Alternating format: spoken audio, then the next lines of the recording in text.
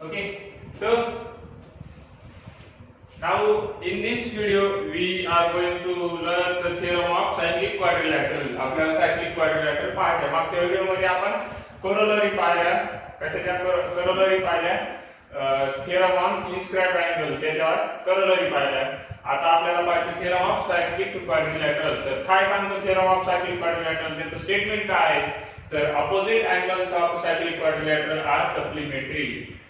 Cyclic quadrilateral जो आहे त्याचा अपोजिट अँगल कसा असतो, आता कशा असतात तर सप्लिमेंटरी असतात. सप्लिमेंटरी म्हणजे कसे तुम्हाला माहिती आहे, सप्लिमेंटरी अँगल्स म्हणजे ज्या दोन्ही कोणाची बेरीज 180 होते त्यांना सप्लिमेंटरी अँगल म्हणतात. ओके, सप्लिमेंटरी अँगल पूरक कोन. ओके, सो तर मग यामध्ये कोणते कोणते सप्लिमेंटरी अँगल प्रूव्ह करायचे आपल्याला, अपोजिट अँगल्स प्रूव्ह करायचे. म्हणजे अँगल बी आणि अँगल डी हे अपोजिट अँगल आहेत, म्हणजे ह्या दोघांची बेरीज 180 आली पाहिजे आणि ए आणि सी ची बेरीज 180 आली पाहिजे.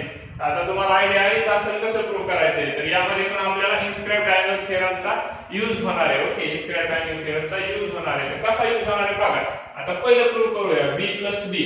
ओके, त्यासाठी b चं मेजरमेंट पाहिजे, d चं मेजरमेंट पाहिजे. अँगल b बघा, b अँगल म्हणजेच ac असं सॉरी abc अँगल आहे. एबीसी अँगल कोणत्या आर्कने इन्स्क्राइब केलेला आहे? एडीसी ह्या आर्कने इन्स्क्राइब केलेला आहे, म्हणजे तो अँगल त्याच्या हाफ असणार आहे. ओके, ते झालं त्या अँगलचं मेजरमेंट माहित, ह्या सर्कल ह्या आर्कच्या हाफ. ओके, आता डी अँगलचं मेजरमेंट सेम, डी अँगल हा एबीसी च्या हाफ असणार आहे, कारण की त्यानं तो इन्स्क्राइब केलेला आहे इन्स्क्राइब अँगल थेरमनुसार. आता दोन्हीचे मेजरमेंट माहित झाले, म्हणजे हा काय बी त्याची व्हॅल्यू ठेवायची 1/2 this arc. ओके, आणि याची मेजरमेंट 1/2 this arc, म्हणजे इथून निघाला पण इथेच पोहोचला, एक सर्कल कंप्लीट झाला. आणि ते 1/2 जर कॉमन काढलं तर आपल्याला असं दिसून येईल की 1/2 पहिला आर्क आणि दुसरा आर्क म्हणजे एक कंप्लीट सर्कल. सर्कलच्या हाफ येले b + d.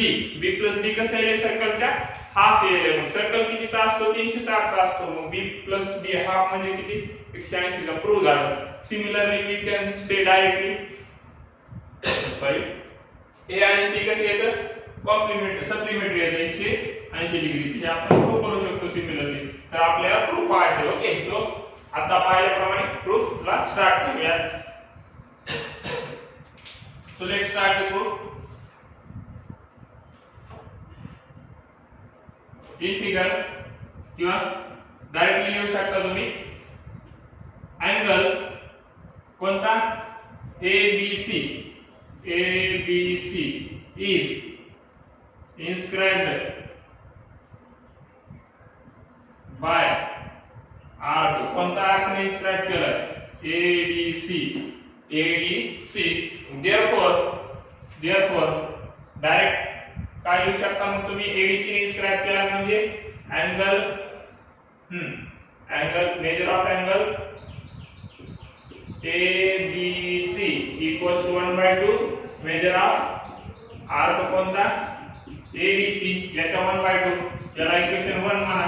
आणि reason by inscribed angle theorem. लिहिलं नाही तरी चालते, कारण की आपण हे लिहिलं आहे, पण एकदा लिहून घेऊया आपण. By inscribed angle theorem. हे कंप्लीट लिहा तुम्ही, असं शॉर्टकट मध्ये नका लिहू. Okay, so by inscribed angle theorem. आता नेक्स्ट ते झालं पहिला अँगल. दुसरा अँगल कोणी इन्स्क्राइब केला त्या आर्कचं नाव लिहायचं. ओके, नाव अँगल कोणता? ADC is inscribed by कोणी इन्स्क्राइब केला? आर्क ABC, त्याच्या अपोजिट आर्कनं ओके इन्स्क्राइब केलेला आहे. मग आता therefore तुम्ही लिहू शकता सेम इथं. therefore measure of angle ADC equals to 1/2 measure of arc कोणता? ABC. याचं इक्वेशन सेकंड आणि reason same by inscribed angle theorem. Reason same by inscribed angle theorem. मग आता इक्वेशन 1 मिळालं, इक्वेशन 2 मिळालं. इक्वेशन 1 आणि 2 मिळाले आपल्याला. मग आता त्यावरून तुम्ही माहिती लिहू शकता. काय लिहू शकता? तर त्या दोघांची ऍडिशन पाहिजे आपल्याला, तर ती लिहू शकता. therefore angle B + angle D equals to काय असेल angle B plus angle D काय होऊन जाईल तर 1/2 मेजर ऑफ आर्क कोणता 1/2 मेजर ऑफ आर्क बी अँगलचं measure of arc A D C plus D चं मेजरमेंट 1/2 मेजर ऑफ आर्क कोणता ए बी सी बरोबर आहे मग आता हे काय होईल इक्वल्स टू 1/2 कॉमन जर काढलं तर measure of arc A D C plus measure of arc कोणता ए बी सी बरोबर आहे मग हे होऊन जाईल angle B plus angle D equals to 1/2 into 360 degree 1/2 into 360 degree त्याचा रिझल्ट घ्या measure of complete arc sorry measure of circle okay आणि हे दोन्ही आर्कचे ऍडिशन एक कंप्लीट सर्कल होऊन चाललंय ओके तर मग त्यावरून तुम्ही लिहू शकता हे 180 degree angle B plus angle D तर हेच आपल्याला फर्स्ट प्रूफ करायचं होतं हे झालं आपलं फर्स्ट प्रूफ ओके याला इक्वेशन तुम्ही नेक्स्ट द्या third next equation third okay आणि याचा रिझल्ट लिहू शकता हे कशावरून लिहिले हे फ्रॉम 1 and 2 हे ह्या दोन्ही अँगलची बेरीज याच्या एवढी कशामुळे लिहिली तर from 1 and 2 okay so similarly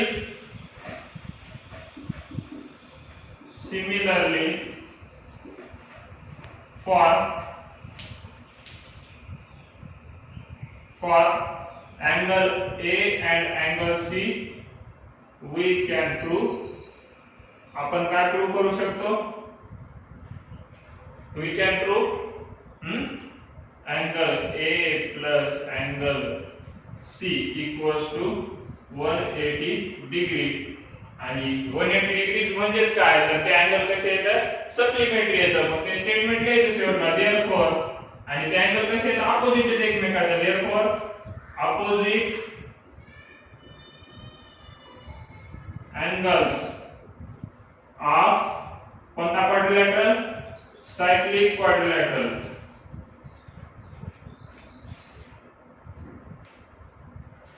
is are supplementary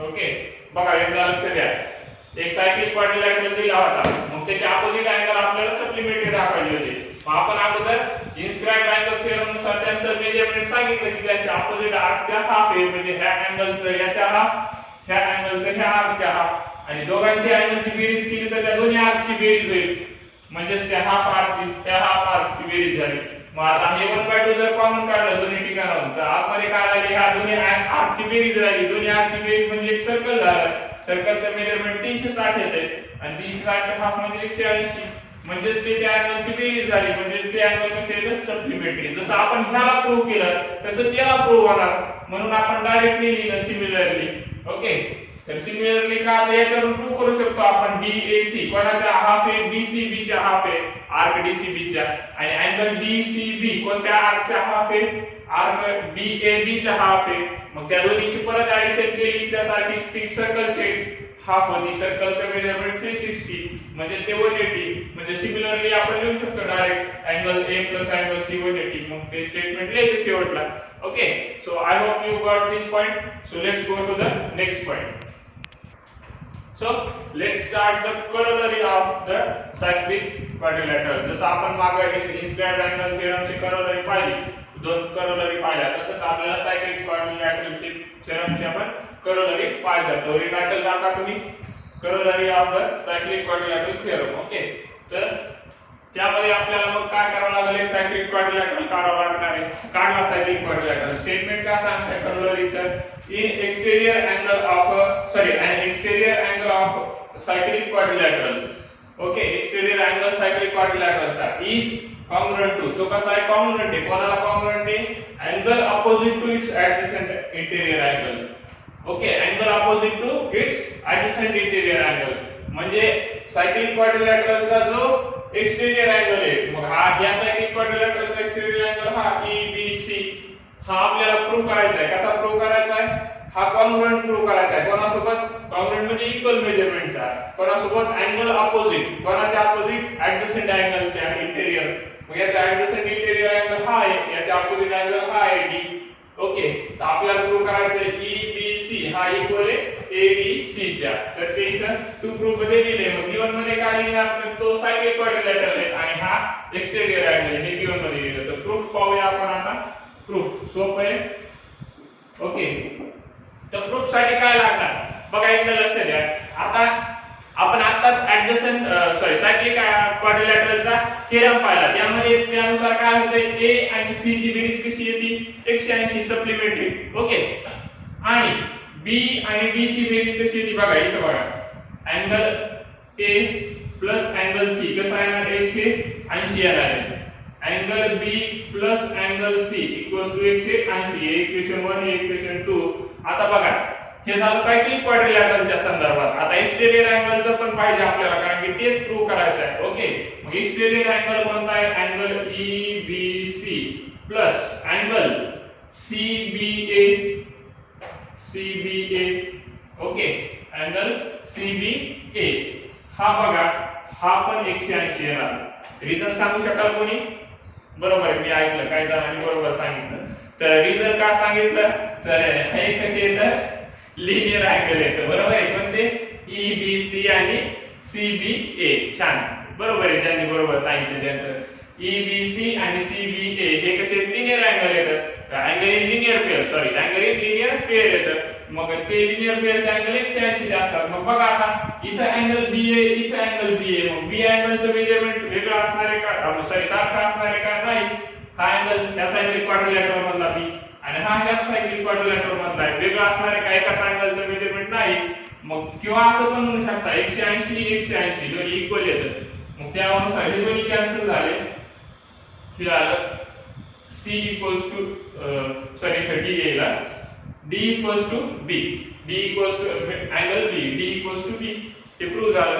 okay, तर त्या पद्धतीने आपल्याला प्रूव्ह करायचं आहे. बघा मग, तर प्रूफ सुरुवातीला आपण उलट हे अगोदर लिहूया पहिलं स्टेटमेंट लिनियरचं. ओके, तर लिहून घ्या. प्रूफ मध्ये angle EBC plus angle CBA equals to 180 degree equals to 180 degree. हे इक्वेशन फर्स्ट. आणि याचं रिझन काय असणार आहे, तर याचं रिझन असणार आहे angles in linear pair. Okay, हे त्याचं रिझन झालं angles in linear pair. Equation 1 चं रिझन बघा, हा अँगल आणि हा अँगल 180 चे. नाव आता cyclic quadrilateral in quadrilateral ABCD. Okay, किंवा इन सायक्लिक क्वाड्रिलॅटरल ABCD. कोणता आहे सायक्लिक क्वाड्रिलॅटरल ABCD. मग त्यामध्ये आपल्याला सांगता येईल अँगल बघा CBA, अँगल कोणता CBA प्लस अँगल आपल्याला जो प्रूव्ह करायचा आहे D पण पाहिजे ना आपल्याला. बघा इक्वेशन याच्यामध्ये D आणि B प्रूव्ह करायचे इक्वल प्लस अँगल कोणता ADC किंवा CDA. ओके, ते कसे येते 180 डिग्री. याला द्या तुम्ही इक्वेशन नंबर, याला द्या इक्वेशन नंबर सेकंड. आणि याचं रिझन काय येईल, याचं रिझन काय येईल, याचं रिझन येईल by cyclic quadrilateral theorem. Okay, cyclic quadrilateral theorem नुसार हे प्रूव्ह झालं. तर मग आता फ्रॉम इक्वेशन 1 and 2 हे 180 हे 180 तुम्ही लिहू शकता. फ्रॉम इक्वेशन 1 and 2 त्या दोन्हीची बेरीज 180 आहे. मग दोन्हीची बेरीज 180 म्हणजे सारखी बेरीज दोघांची, म्हणजे लेफ्ट हँड साइड इक्वल दाखवू शकतो आपण. मग angle EBC equals to angle कोणता सॉरी प्लस अँगल कोणता CBA बरोबर आहे angle EBC plus angle CBA equals to कोणता अँगल परत एकदा angle CBA plus angle ABC okay हे दोन्ही इक्वल आहेत इक्वेशन 1 आणि 2 वरून मग हे दोन्ही अँगल सारखे आहेत ओके हे दोन्ही अँगल सारखे आहेत म्हणजे कॅन्सल होऊन जातील किंवा याला जर इकडे पाठवलं तर हे 0 होऊन जाईल बघा कसं तर हे होऊन जाईल angle EBC plus angle CBA हे प्लस आहे इकडे आलं मायनस होईल angle CBA equals to angle ADA आपल्याला फक्त ADA लावायचा इकडे त्यामुळे बाकीचा ते इकडे पाठवून दिला मग हा आणि हा कॅन्सल झाला हा अँगल हा ओके हे दोन्ही काय झाले कॅन्सल झाले कारण की प्लस आहे मायनस आहे सारखे अँगल येतात मग आपल्याला लिहिता येईल देअरफॉर तुम्ही लिहू शकता angle EBC equals to angle AD आणि हा CA ADC तर हे झालं आपलं प्रूफ ओके तर यामध्ये काय आहे हा अँगल एक्सटेरियर अँगल आहे हा आणि अँगल त्याच्या ऍडजसंट इंटेरियर अँगलच्या अपोजिट अँगल आहे म्हणजे आपलं स्टेटमेंट प्रूव्ह आहे मग ते स्टेटमेंट तुम्ही लिहू शकता इथं काय लिहिणार स्टेटमेंट मध्ये हा तेच जशास तसं as it is an exterior angle of cyclic quadrilateral is formed into the angle opposite to its adjacent interior angle याच्यानंतर शेवटला स्टेटमेंट लिहायचं okay so this is your proof कसं प्रूफ छोटा प्रूफ आहे जास्त अवघड नाही किती म्हणजे जास्त अवघड नाहीये प्रूफ तर ते प्रूफ आपण एकदा रिकॉल करूया तर गिवन दिलेले सायक्लिक क्वाड्रिलॅटरल टू प्रूव्ह काय तर हा एक्सटेरियर अँगल हा इंटेरियर अँगल जो आहे ऍडजसंट त्याच्या अपोजिट अँगलच्या इक्वल आहे बरोबर आहे मग हे लिहिले तर म्हणजे 180 चे तर ते दाखवले अगोदर मग नंतर हा सायक्लिक क्वाड्रिलॅटरल आहे म्हणजे हे अपोजिट अँगल कसे येतं 180 चे बेरीज ओके ज्यांची बेरीज 180 मग हे दोन्ही 180 बेरीज आहेत म्हणजे ते दोन्ही बेरीज इक्वल येतात ओके मग हे CBA काय केलं पलीकडे पाठवून दिलं सारखे दिसायले दोन्ही म्हणून ते पलीकडे पाठवलं मग हे प्लस मायनस कॅन्सल झाले इकडे राहिले फक्त EBC आणि इकडे राहिले ADC म्हणजे EBC हा एक्सटेरियर अँगल कोणाच्या इंटेरियर ऍडजसंट अँगलच्या अपोजिट अँगल एवढा आहे ADC एवढा ओके आणि ते स्टेटमेंट शेवटला लिहिलं तर इथं आपण स्टॉप करूया आणि हे तुम्ही लिहून घेऊ शकता